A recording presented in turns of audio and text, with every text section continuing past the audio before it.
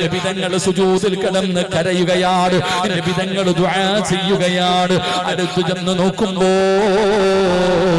എന്താണ് പറയുന്നതെന്നറിയോ?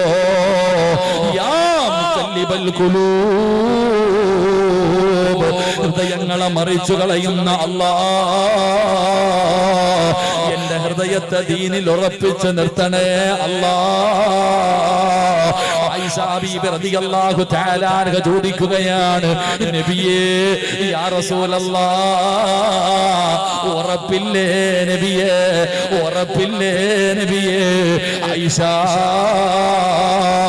ഒരാൾക്ക് മരിക്കാൻ കിടക്കുന്ന സമയത്ത് ഷഹാദത്ത് കലിമ പറയാ അവന്റെ നാവ് പൊങ്ങണോ? അല്ലാഹു കരുണ ചെയ്തവർക്കല്ലാതെ കഴിയില്ല ആയിഷ.